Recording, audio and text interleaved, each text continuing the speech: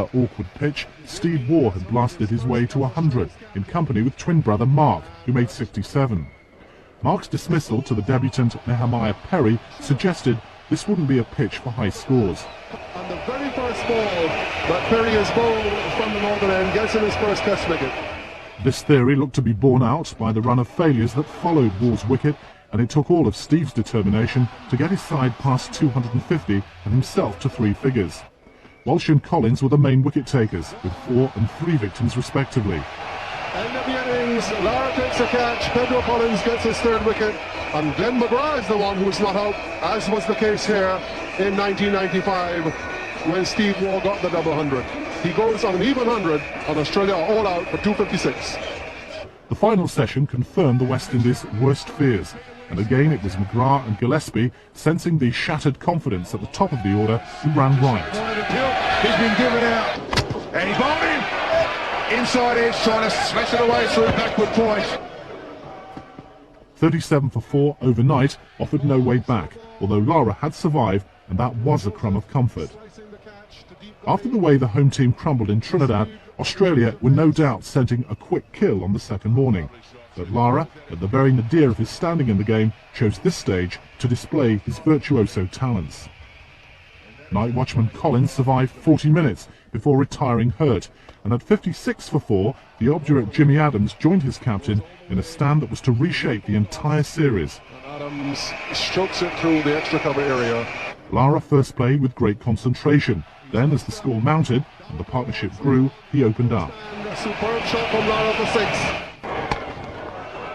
Banged away through the offside, will go for 4, short, and Lara climbing onto it. He tucked in to the much-vaunted spin twins Warne and McGill, as though they were net bowlers, and even McGrath was unable to stem the tide. This was the world's best attack, and it was being put comprehensively to the sword. Very similar to the one he had earlier off Shane Warne. This goes all the way for 6 as well. And there he goes again. That's another one.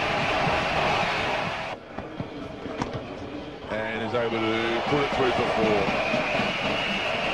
Flash shot by Brian Lara. He sat, he waited. Well played by Lara. That is brilliant. That's probably the most stunning piece of batting that we've seen today. And Lara decides to go over the top. So this could be the third boundary in a row. That is the third boundary in a row. When he was finally out for a majestic 213 early on the 4th morning, the crowd rose to salute one of the great innings in Test history. Leaves the field, a magnificent innings of 213, just 1 run scored today, and the 5th wicket falls with the West Indies, 378 runs on the ball. Jimmy Adams fell 6 short of a well-deserved century, but had the consolation of knowing that he'd shared in a partnership of over 300, which had restored the pride of West Indies cricket. As the leg spinners finally got some compensation for their mauling, West Indies finished on 431, a lead of 175. Better still was to follow. It was suddenly the Australians who played like rabbits trapped in the headlights. Off-spinner Nehemiah Perry celebrated his debut with a 5-wicket haul which included 4 top-order batsmen. Steve Waugh was clearly unhappy with his dismissal, although replay showed it was correct. It'll be out if Steve Bucknor decides that it was cleanly held. He can go for the television replay. And Thomas Wilson, the third umpire, gives him out. Brilliant take by Ricky Jacobs. The congratulations there really belong to Jacobs. Out! He's got his 4th wicket. Greg Burke has edged it. Brian Lara has taken the catch. And an appropriate way to end the day for Nehemiah Perry and the West Indies. Day 4 was a formality, and in less than an hour, the game was over. Australia narrowly avoided an innings defeat, but the crowd were in raptures as Campbell and Raghunath joyfully picked up the 3 runs needed to ensure a famous victory. Suruj Raghunath has the satisfaction of scoring the winning run for the West Indies.